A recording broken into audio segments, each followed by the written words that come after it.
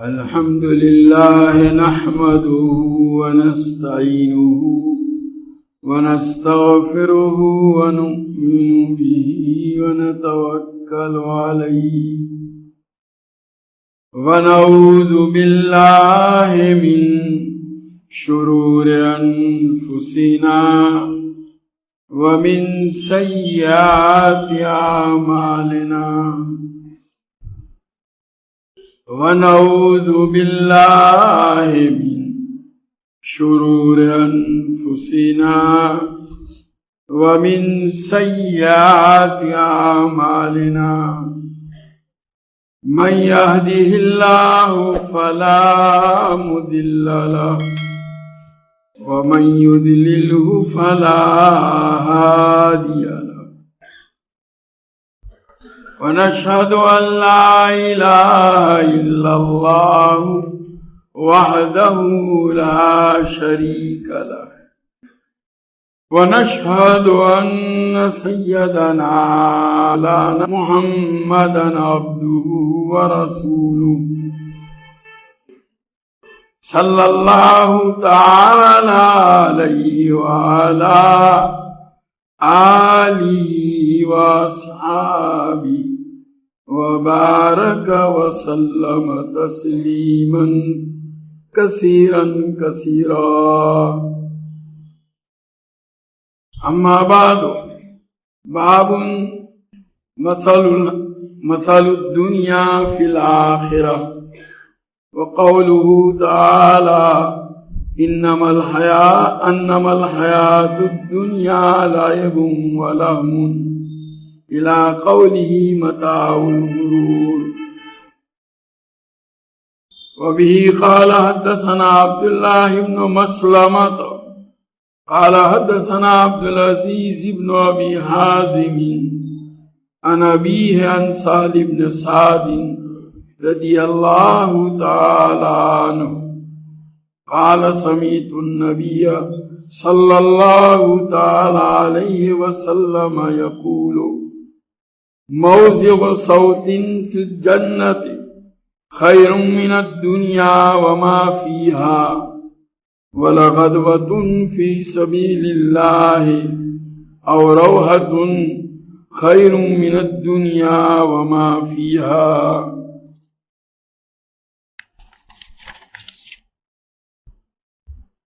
یہ عنوان قائم کیا ہے مثل الدنیا فی الآخرہ،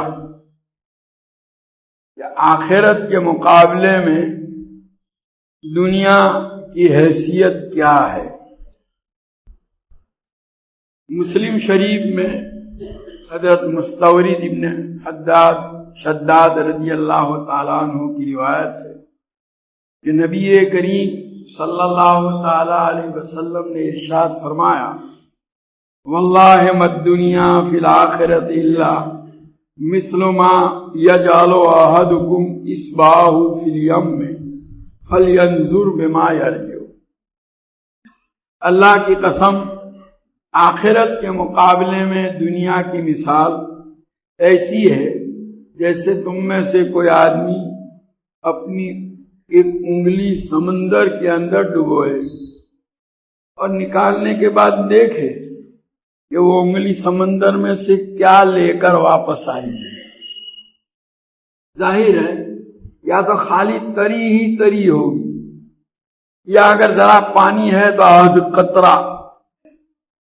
تو انگلی کے اوپر سمندر کے اندر سے جو تری آئی یا آدھ قطرہ پانی آیا، اس تری یا آدھ قطرے پانی کی حیثیت پورے سمندر کے پانی کے مقابلے میں کیا ہے؟ کچھ بھی نہیں. بس نبی کریم صلی اللہ تعالی علیہ وسلم فرماتے ہیں کہ دنیا کی مثال آخرت کے مقابلے میں ایسی ہے.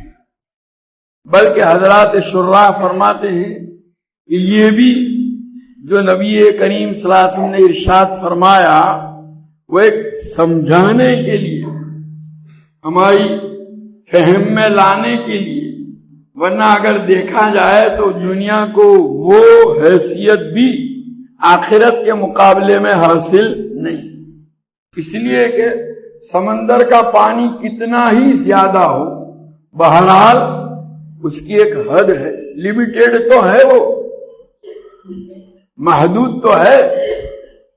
اور یہ انگلی کے اوپر جو تری یا قطرہ آیا ہے وہ بھی محدود ہے۔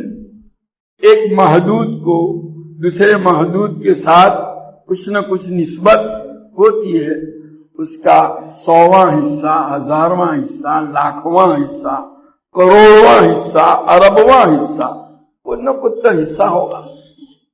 لیکن دنیا فانی اور ختم ہونے والی، اور آخرت باقی۔ دنیا متناہی اور آخرت غیر متناہی، بے انتہا، لامحدود، انلمیٹڈ۔ دنیا لمیٹڈ اور آخرت انلمیٹڈ۔ اب ظاہر ہے لمیٹڈ کو انلمیٹڈ کے ساتھ کیا نسبت ہو سکتی ہے؟ یہ تو نبی کریم صلی اللہ تعالی علیہ وسلم نے ایک مثال سے سمجھایا۔ کہ دوسری بات یہ ہے کہ دنیا کی چیزیں جو ہے لمیٹڈ انلمیٹڈ کا مسئلہ تو رہا، پھر اس کی جو ہے کمیت اور کیفیت، کوالٹی اور کوانٹیٹی۔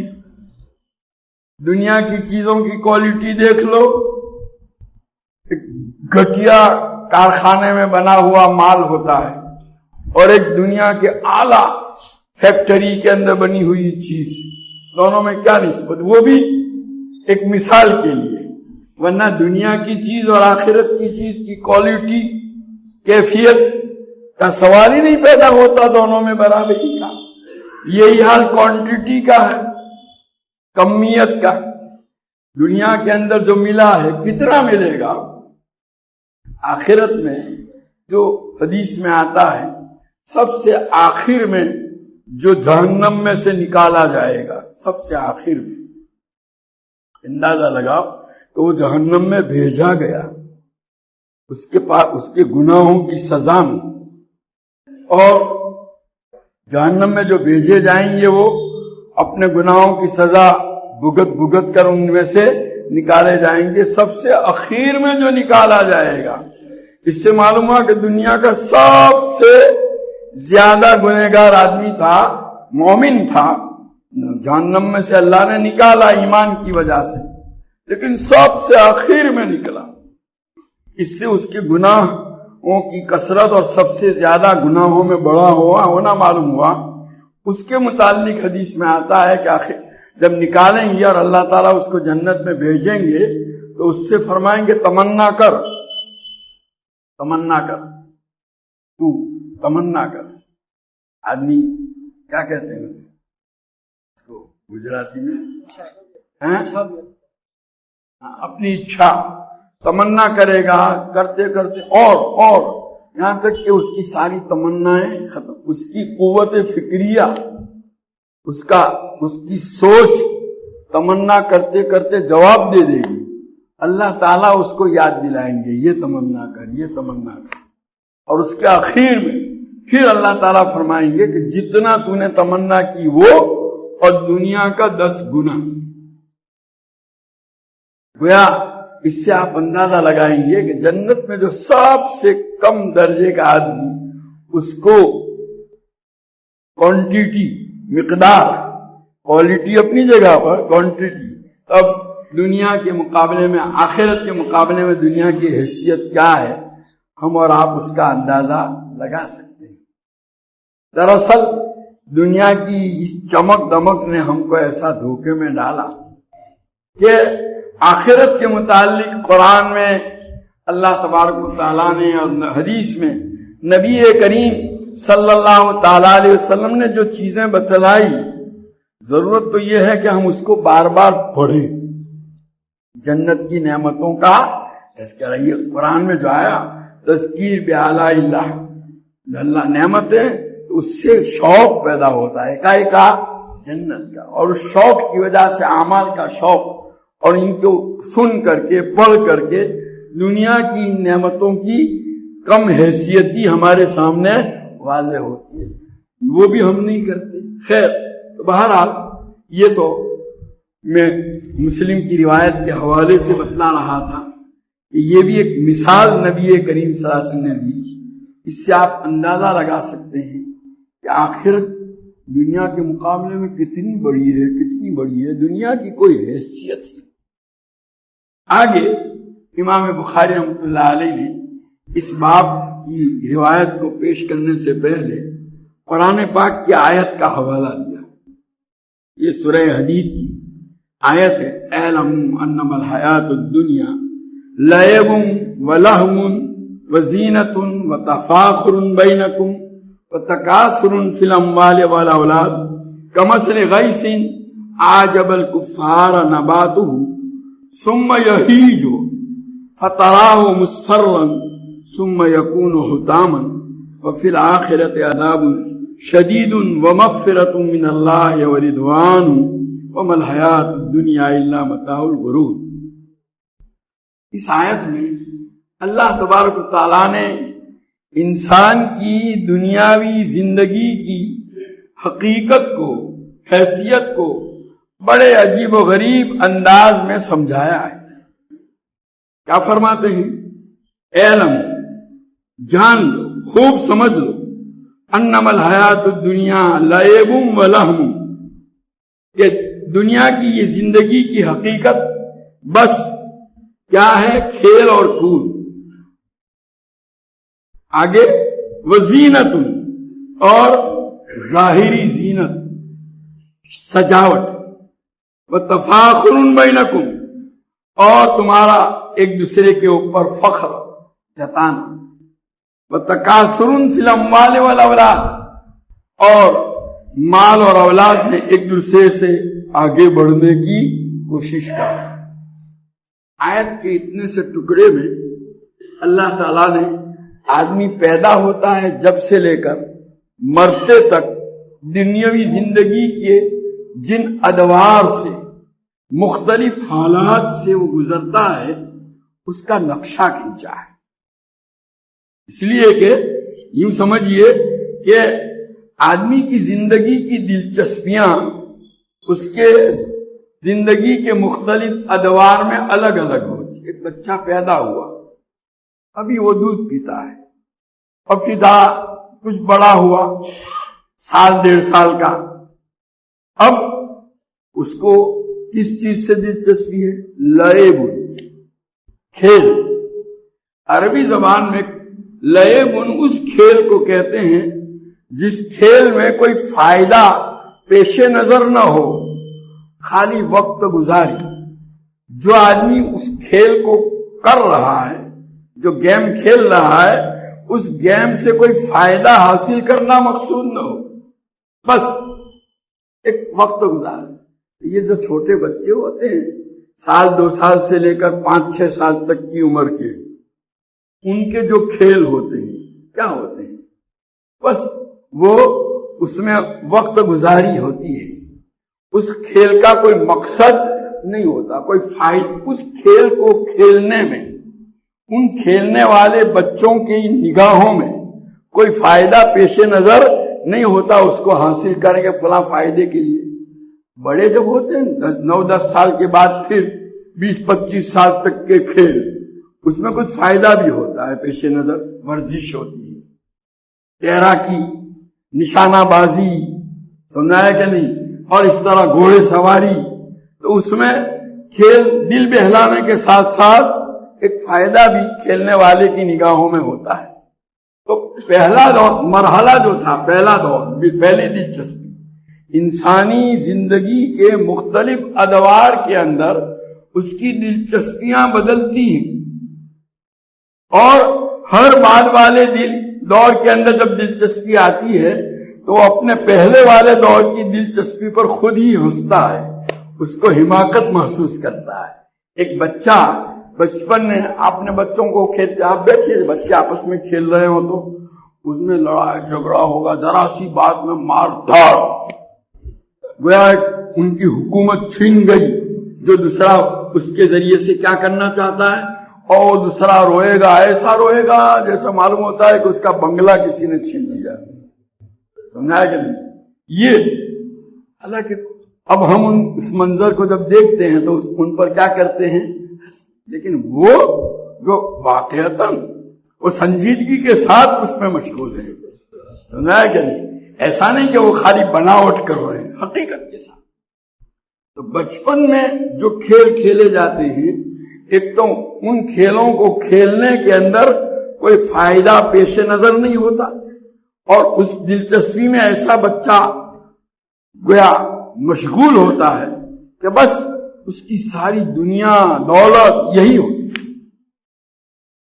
پھر ذرا سمجھ آئی، بڑا ہوا، اب لہون، اب وہ کھیل جس کے اندر کھیلنے والے کا کوئی فائدہ پیش نظر ہوتا ہے، ورزش کا ذرا جو ہے جسم کو طاقت پہنچائے، گھوڑے سواری ہوتی ہے، دوڑنا ہوتا ہے، تیراکی، یہ جو پانی کے اندر تیرنے کا یہ، اور نشانہ بازی، یہ مختلف جو کھیل ہوتے ہیں، کھیل کے اندر تفریح اور دلچسپی کے ساتھ، دل لگی کے ساتھ ساتھ فائدہ بھی پیش نظر ہوتا ہے، لیکن ہے وہ کھیل۔ یہ دوسرا دور۔ اب اس دور کے بچوں کو جب وہ پہلے دور والے بچوں کا کھیل دکھلائیں گے تو وہ بھی ان پر کیا کریں گے، ہنسیں گے۔ وہ خود بھی اپنی بچپن کی اس حماقت کو یاد کر کے، یار میں بچپن کے اندر اتنی سی بات، وہ کوڑیوں سے بچے کھیلتے ہیں، کوڑیوں سے، یہ 2 کوڑی ہار گیا نا، وہ 2 کوڑی جیت گیا، تو اس پر اتنا غم کرتے ہیں کہ رات کو کھانا نہیں کھاتے، سمجھا گیا؟ ذرا سی بات پر یہ تو ان کو کوئی سمجھائے کہ یہ کوڑی کی کوئی حیثیت نہیں ہے، لیکن وہ ان کی سمجھ میں نہیں آئے گا۔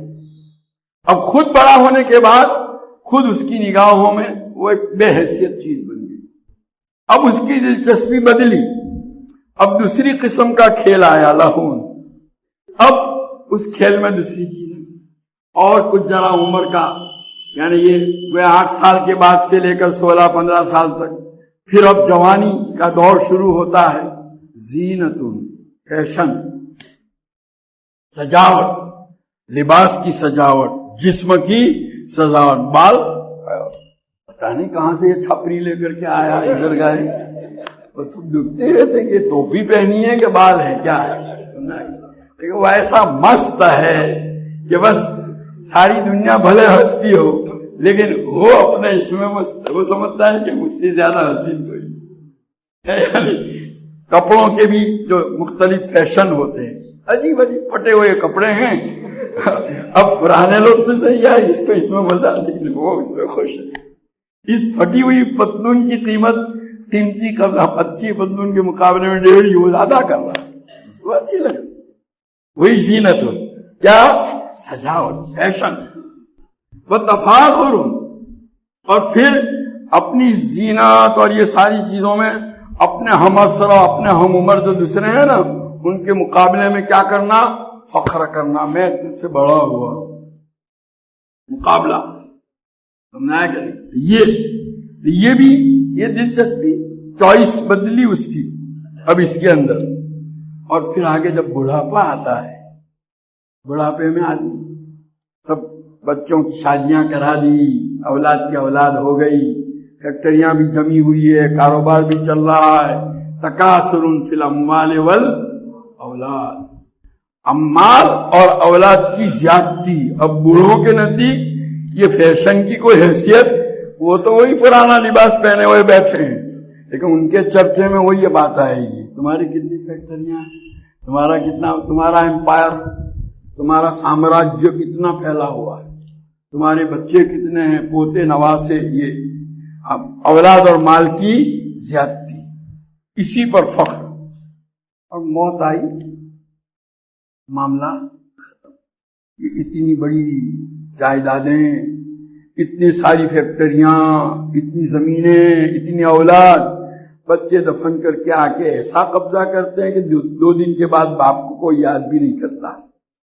بس اتنی سی حقیقت ہے فریب خواب ہستی کی، بس اتنی سی حقیقت ہے فریب خواب ہستی کی، آنکھیں بند ہوں اور آدمی افسانہ ہو جائے، ایک کہانی بن گیا وہ آدمی، آنکھیں بند ہوئی، قبر میں گیا، لوگ بھلا دیتے ہیں، ایک کہانی جیسے فرضی کوئی واقعہ ہوتا ہے نا، ایسی اس کی زندگی بن جاتی ہے. یہ پوری حقیقت بیان کر دی قرآن نے اس کی.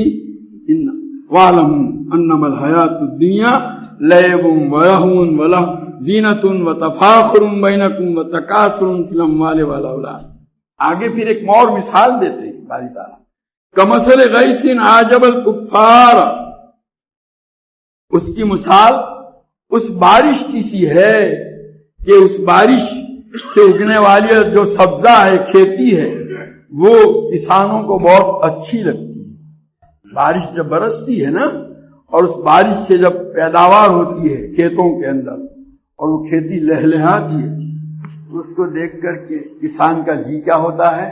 ٹھنڈا ہوتا ہے. بس وہ مزہ آ جاتا ہے اس کو. وہ تو وہاں بیٹھے بیٹھے بس ایک سکون محسوس. بھوکا رہے گا 10 دن تک تو بھی اس کو کوئی فکر نہیں اس کے اندر.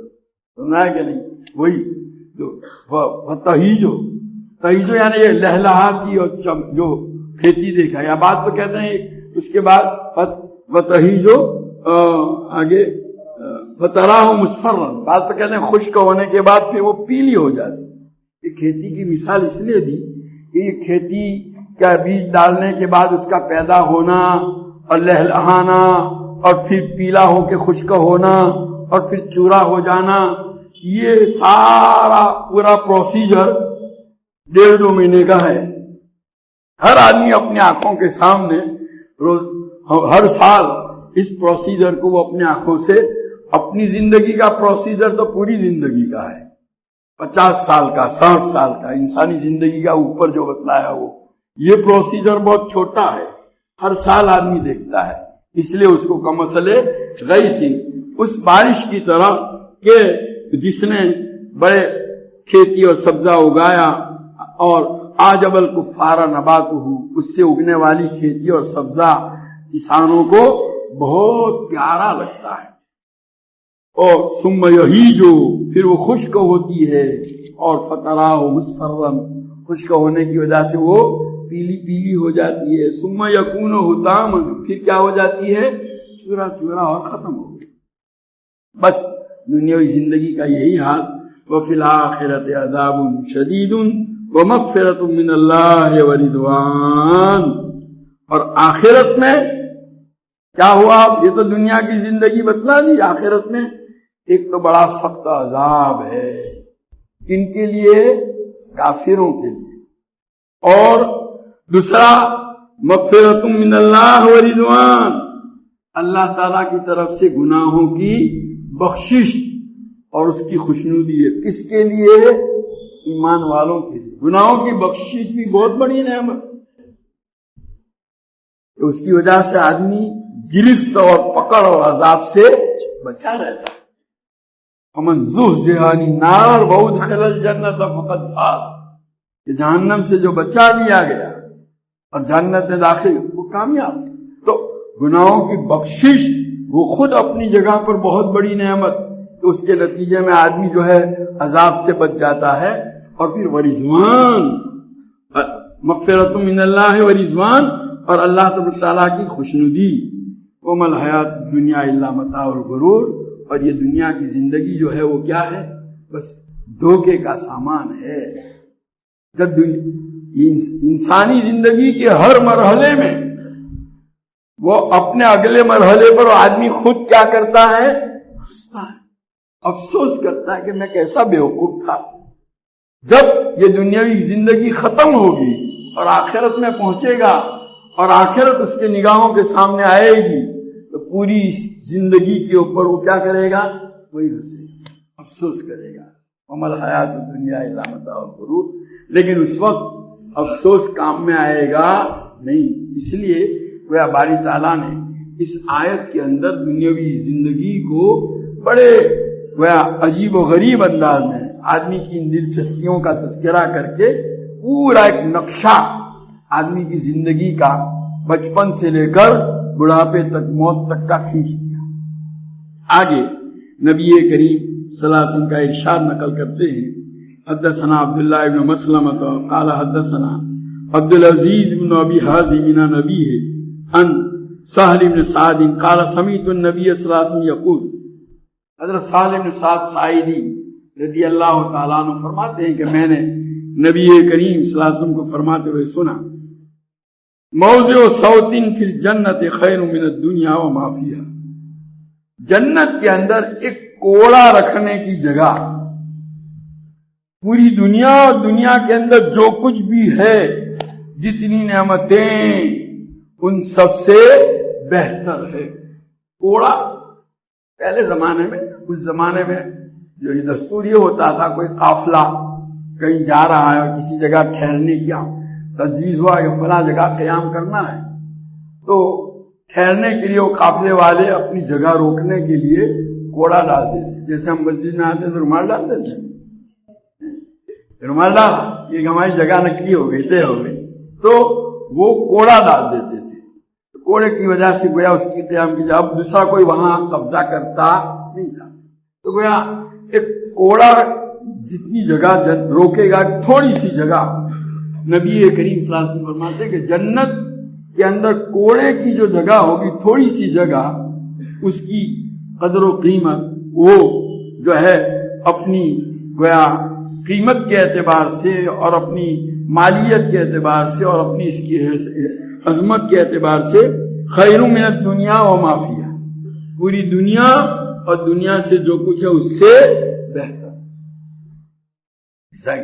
اس دنیا کی اس کے مقابلے میں کوئی حیثیت نہیں، کیونکہ وہ جو تھوڑی سی جگہ ہے وہ بھی ہمیشہ رہنے والی۔ وَلَغَدْوَةٌ فِي سَبِيلِ اللَّهِ او روحة خیر من الدنیا وما فیہا، اور اللہ کے راستے میں، جہاد میں، اللہ کے راستے میں آدمی کا صبح کے وقت چلنا اور یا شام کے وقت چلنا، دنیا اور دنیا میں جو کچھ ہے اس سے بہتر۔ غدوہ اور روحہ وہ جو سفر کے اندر وہاں ان کے اسفار چونکہ اونٹوں پر ہوتے تھے، پیدل ہوتے تھے، اس لیے بیچ میں وقفہ کیا جاتا تھا صبح کے وقت، یا وہ کام یا اوقات پالیاں کہتے ہیں نا اپنے شفٹ، تو صبح کے وقتوں میں جو کام کیا اس کو غدوہ سے تعبیر کرتے تھے، شام کی شفٹ کو تعبیر کرتے تھے کس سے؟ روحہ سے۔ گویا ایک شفٹ اللہ کے راستے میں جہاد کے اندر جو گزارا ہوا ایک شفٹ جتنا وقت، وہ خیر من الدنیا وما فیہا، دنیا اور ما فیہا سے بہتر۔ اب دنیا و ما فیہا سے بہتر کا کیا مطلب؟ اس کے دو مطلب بیان ہیں۔ ایک مطلب تو یہ ہے کہ کوئی آدمی جہاد میں یا اللہ کے راستے کے اندر صبح کا وقت لگائے گا، اس پر اللہ تعالیٰ کی طرف سے جو اجر اور ثواب ملے گا، وہ اجر اور ثواب یہ ساری دنیا اور پوری دنیا میں جتنی بھی چیزیں، نعمتیں ہیں، ان جتنے خزانے ہیں، ان سب سے بہتر ہے۔ کیوں؟ لیکن وہ ثواب باقی رہنے والا ہے، اور یہ ثواب کا مقابلہ کیا گیا کس کے ساتھ؟ دنیا کی چیزوں کے ساتھ، اور وہ بہتر ہے۔ وہ حضرت سلیمان علیہ نبینا علیہ الصلوۃ والسلام کا قصہ پہلے بھی سنا چکا ہوں۔ ایک مرتبہ اللہ تعالیٰ نے ان کے لیے ہوا کو تابع بنا دیا تھا، ایک مرتبہ اپنے پورے دربار کے ساتھ ہوا کے اوپر اڑے چلے جا رہے تھے۔ ایک بندے مومن نے یہ منظر دیکھا، تو ایسا منظر جب کوئی آدمی دیکھتا ہے تو دل میں حسرت بھی ہوتی ہے، تمنا بھی ہوتی ہے، کاش کیا نعمت اللہ نے دی ہے۔ ایک بندے مومن نے یہ چیز دیکھی، اس کے دل میں اس پر رشک آیا۔ اللہ تعالیٰ نے حضرت سلیمان کو اس سے واقف کیا۔ حضرت سلیمان نے ہوا کو حکم دیا کہ اتارو میرے پورے دربار کو، وہ پورا ایک پلیٹ فارم تھا گرے، اور اس کو یوں کہا، بندے مومن کے نام اعمال میں ایک سبحان اللہ سلیمان ابن داؤد کی پوری سلطنت سے بہتر ہے۔ یہ گویا یہ اس کی حیثیت۔ تو اس صورت میں گویا اجر اور ثواب کا مقابلہ دنیا کی مادی چیزوں سے کیا گیا۔ ایک دوسرا مطلب بھی بیان کیا گیا ہے کہ اللہ کے راستے میں جو آدمی نکلے گا، صبح آدھا دن یا شام کو آدھا دن، اس پر جو ثواب ملے گا، وہ اگر کوئی آدمی پوری دنیا اور دنیا کے خزانوں کو خرچ کر دے، صدقہ کرے اس کا، اور اس پر جو ثواب ملتا ہے اس سے اس کا ثواب بڑھے۔ یعنی گویا اس صورت میں مقابلہ، پہلی صورت میں تو مقابلہ ثواب کا تھا دنیا کی چیزوں کے، اور دوسری صورت میں وہ بھی ثواب کون سا؟ اللہ کے راستے میں نکلنے کا ثواب، آدھے دن، صبح کا آدھا دن یا شام کا، اور یہ پوری دنیا اور اس کے خزانوں کو خرچ کرنے کا ثواب، اس پر جو ثواب اس کے مقابلے میں یہ آدھا دن نکلنے کا ثواب زیادہ ہے۔ چنانچہ اس کی بھی تائید ہوتی ہے حضرت عبداللہ ابن رواحہ رضی اللہ تعالیٰ عنہ کی روایت سے، جس کے اندر ہے ایک مرتبہ ایک لشکر نبی کریم صلی اللہ علیہ وسلم نے حضرات صحابہ کا ایک جگہ پر بھیجا جس میں حضرت عبداللہ ابن رواحہ کا نام بھی تھا۔ لشکر کی روانگی جمعہ کے دن صبح کے وقت تھی، تو حضرت عبداللہ ابن رواحہ نے یوں سوچا کہ لشکر کو جانے دو، میں جمعہ کی نماز حضور صلی اللہ علیہ وسلم کے ساتھ پڑھ کر کے پھر تیزی کے ساتھ لشکر سے جا ملوں گا۔ لشکر صبح کو روانہ ہو گیا۔ جمعہ کی نماز میں نبی کریم صلی اللہ علیہ وسلم نے حضرت عبداللہ ابن رواحہ کو دیکھا، پوچھا کیا بات ہے؟ تمہارا نام تو اس میں تھا، تم ابھی یہاں ہو؟ انہوں نے اپنے ارادے کا اظہار کیا کہ میں نے سوچا کہ میں آپ کے ساتھ جمعہ کی نماز پڑھنے کی فضیلت حاصل کروں اور میں پھر تیزی کے ساتھ ان سے مل جاؤں گا تو کوئی نقصان بھی نہیں ہوگا۔ تو نبی کریم صلی اللہ علیہ وسلم نے فرمایا لو انفقت ما فی الارض ما ادرکت فضل غدوتہ، اگر تم زمین کے اندر جتنے خزانے ہیں ان تمام کو خرچ کر دو گے تو بھی وہ صبح سے نکلے نا، صبح سے نکل کر دوپہر تک چلنے اس پر جو ان کو ثواب ملا، تم اس ثواب کا مقابلہ نہیں کرتے۔ اس صورت میں گویا ثواب کا مقابلہ ثواب کے ساتھ، دونوں مطلب بیان کیے گئے ہیں۔ بہرحال کہنے کا حاصل یہ ہے کہ ہم لوگ جو ہیں وہ دنیا کے مقابلے میں، آخرت کے مقابلے میں دنیا کو ترجیح دیتے، بل توثرون الحیات الدنیا والآخرۃ خیر وابقیٰ۔ قرآن میں باری تعالیٰ فرماتے ہیں کہ تم لوگ اپنی نادانی، ناواقفیت کی وجہ سے دنیا کی زندگی کو ترجیح دیتے ہو، حالانکہ آخرت اس کے مقابلے میں بہتر بھی ہے اور کوالٹی کی، اور آخرت اس کے مقابلے میں باقی رہنے والی بھی ہے اور دنیا فنا ہونے والی ہے۔ اللہ تعالی ہمیں آخرت کی قدردانی کی توفیق نصیب فرمائے۔ یہ بیان آپ کی خدمت میں www.muftiahmedkhanpuri.com کی طرف سے پیش کیا جا رہا ہے۔ سبحانک اللہم وبحمدک وتبارک اسمک وتعالی جدک ولا الہ غیرک، اللہم صلی وسلم وبارک علی سیدنا و مولانا محمد وعلی آل سیدنا و مولانا محمد کما تحب وترضى بعدد ما تحب وترضى۔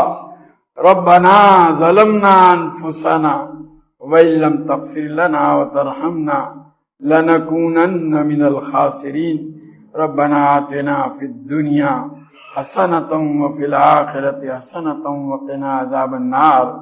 اے اللہ تو ہمارے گناہوں کو معاف فرما، ہماری خطاؤں سے دستبر فرما، تیری مرضیات پر ہم کو زیادہ سے زیادہ چلا کر تیری نامرضیات سے ہماری پوری حفاظت فرما۔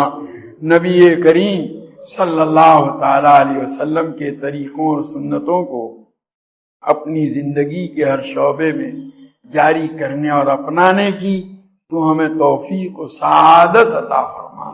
حضور اکرم صلی اللہ تعالی علیہ وسلم کے طریقوں کی محبت اور غیروں کے طریقوں کی نفرت ہمارے دلوں کے اندر ڈال دے، تمام رذائل سے ہم کو پاک اور صاف فرما کر محاسن اخلاق سے مزین فرما۔ تیری معرفت و محبت کے انوار سے اے اللہ ہمارے قلوب کو منور فرما، تیری یاد سے ہمارے دلوں کو آباد فرما۔ اے اللہ ایک لمحے کے لیے بھی تیری معصیت اور تجھ سے غفلت میں مبتلا ہونے سے ہماری پوری حفاظت فرما۔ دوام ذکر اور دوام طاعت کی ہمیں توفیق عطا فرما۔ تمام اعمال میں اخلاص، اتباع اور احتساب کی کیفیت نصیب فرما۔ اے اللہ دنیا کے مقابلے میں آخرت کو ترجیح دینے کی تو ہمیں توفیق و سعادت عطا فرما۔ اے اللہ دنیا کی کم قیمتی، بے حیثیتی ہمارے دل و دماغ کے اندر جمع کر اے اللہ آخرت کے لیے کوشش کرنے والا ہم کو بنا دے۔ اللہ ہمیں، ہمارے اہل و عیال اور تمام متعلقین کو صحت، قوت، عافیت، سلامتی، دنیا آخرت کی بلائیوں سے مالا مال فرما. ہماری تمام ضرورتوں کی اے اللہ تو اپنے خزانے غیب سے کفالت فرما. اے اللہ ہمیں کسی کا محتاج اور دستہ نگر نہ بنا. ہماری روزیوں میں برکت اور وسعت عطا فرما. اے اللہ ہماری اولادوں کو عقائد حقہ، علوم نافعہ، اعمال صالحہ، اخلاق فاضلہ سے آراستہ فرما.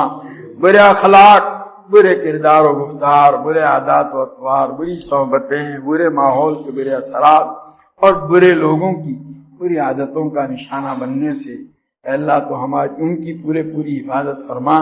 اپنی شان ربوبیت سے اللہ تو ان کی تربیت فرما کر ان کو ہماری آنکھوں کی ٹھنڈک، ہمارے دلوں کا سرور، ہمارے لیے صدقہ جاریہ اور ہماری امیدوں سے بڑھ کر کے بنا دے. اللہ ہمیں، ہمارے تمام ماتحتوں اور اولاد کو نماز کا قائم کرنے والا بنا دے. نماز کی محبت، نماز کا عشق ہمارے دلوں کے اندر ڈال دے. نماز کو ہماری آنکھوں کی ٹھنڈک بنا. نماز کا خشوع و خضوع ہمیں عطا فرما. نماز کے انوار و برکات سے ہماری زندگیوں اور ہمارے گھروں کو اے اللہ منور اور معمور فرما. عبادات کا اہتمام نصیب فرما. معاملات کی درستگی عطا فرما. معاشرت کا حسن عطا فرما. آپسی حقوق کی ادائیگی کا اہتمام نصیب فرما. آپس کی حق تلفیوں سے اے اللہ تو ہماری پوری حفاظت فرما. مختلف حیثیتوں سے جو ذمہ داریاں اور فرائض منصبی تو نے ہم پر لازم کیے ہیں، پوری امانت و دیانت کے ساتھ ان کو ادا کرنے کی ہمیں توفیق و سعادت عطا فرما. ان کی ادائیگی میں ادنا خیانت اور بددیانتی کے ارتکاب سے اے اللہ تو ہماری پوری حفاظت فرما. ہمیں اپنی کمیوں، اپنی کوتاہیوں، اپنے قصور، اپنے عیوب و ذنوب اے اللہ خطاؤں کا احساس اور ادراک عطا فرما کر اے اللہ ان کی اصلاح کی توفیق عطا فرما. اے اللہ ایمان کی سلامتی کے ساتھ دنیا سے جانا نصیب فرما. اے اللہ پچھلے 1.5 مہینے سے ہر 1-2 دن کے فاصلے سے مختلف لوگوں کے جانے کی خبریں برابر سنتے چلے آ رہے ہیں. پتہ نہیں ہماری زندگی کی شام کہاں ہو جائے. اے اللہ ایسی حالت میں موت آوے کہ ہمارے دل ایمان کے نور سے منور ہوں، زبان پر کلمہ طیبہ جاری ہو، تو ہم سے راضی ہو اور ہم تجھ سے راضی ہوں. تیرے اور تیرے بندوں کے حقوق میں سے کوئی حق ہم پر واجب الادا باقی نہ رہ گیا ہو. اے اللہ ایسی حالت میں موت عطا فرما. قبر کے عذاب سے حفاظت فرما. محشر کی ہولناکیوں سے حفاظت فرما. اس دن کی رسوائی سے بچا لے. اس دن اپنے عرش عظیم کا سایہ نصیب فرما. اپنے حبیب پاک صلی اللہ تعالی علیہ وسلم کے مبارک ہاتھوں حوض کوثر کا جام نصیب فرما. حضور پاک صلی اللہ علیہ وسلم کی شفاعت مرحمت فرما. اللہ نیکیوں کے پلڑے کو جھکا دے. دانے ہاتھ میں نامہ اعمال نصیب فرما. پل صراط پر سے عافیت کے ساتھ گزار کر جہنم کے عذاب سے پوری حفاظت فرما کر جنت کے اندر دخول اولین نصیب فرما. اللہ ہمارے بیماروں کو صحت کاملہ عاجلہ مستمرہ عطا فرما. مقروضوں کے قرضوں کی ادائیگی کی شکلیں پیدا فرما. پریشان حالوں کی پریشانیوں کو دور فرما. حاجت مندوں کی حاجتیں پوری فرما. قید و بند میں محبوسوں کو رہائی نصیب فرما. مقدمات میں ماخوذوں کو بری فرما. جو جس مصیبت میں گرفتار ہے اللہ اس سے نجات عطا فرما. حضور پاک صلی اللہ علیہ وسلم کا امتی جہاں کہیں بھی ہو اللہ اس کے ایمان و اسلام کی، جان و مال کی، عزت و آبرو کی، اہل و عیال کی، تجارت و زراعت و کاروبار کی، ہر چیز کی پوری حفاظت فرما. اے اللہ ہر چیز کی پوری حفاظت فرما. پورے عالم میں امت محمدیہ جہاں کہیں مظلومیت کا شکار ہے اللہ اس کی بھرپور نصرت فرما. ظالم کے ہاتھ کو ظلم سے روک دے. شیعت اور غلبی اے اللہ شیعت اور رافضیت کے غلبے اور اے اللہ شر سے اے اللہ عالم اسلام کی پوری حفاظت فرما، اے اللہ امن و امان کی فضائیں قائم فرما، اس ملک کے اندر رہنے والی بسنے والی قوموں میں آپس میں رواداری، محبت، حسن سلوک کو عام فرما دے۔ اے اللہ جو لوگ اپنی اغراض کے لیے ان کے قلوب کے اندر نفرت کے بیج بو رہے ہیں، اے اللہ ان کی کوششوں کو ناکام کر دے، ان کے ایجنڈوں کو ناکام کر دے، ان کی سازشوں کو ناکام کر دے، اپنے فضل کا معاملہ فرما۔ اللہ تیرے حبیب پاک صلی اللہ تعالی علیہ وسلم نے جتنی خیر اور بلائی تجھ سے مانگی ہمیں اور پوری امت کو عطا فرما، جن شر و برائیوں سے پناہ چاہی اس سے ہماری اور پوری امت کی حفاظت فرما۔ یہاں موجود مجلس میں شریک تیرے تمام بندوں کی جائز اور نیک مرادیں پوری فرما، جو مانگا وہ بھی عطا فرما، مانگنے سے رہ گیا وہ بھی عطا فرما۔ آج تک تجھ سے مانگ کر کبھی محروم نہیں ہوئے، اب بھی آئندہ بھی محروم نہ فرما۔ ربنا تقبل منا انک انت السمیع العلیم وتب علینا انک انت التواب الرحیم۔ صلی اللہ تعالی علی خیر خلقہ سیدنا و مولانا محمد وآلہ واصحابہ اجمعین۔ لا تقنطوا من رحمة الله، لا تقنطوا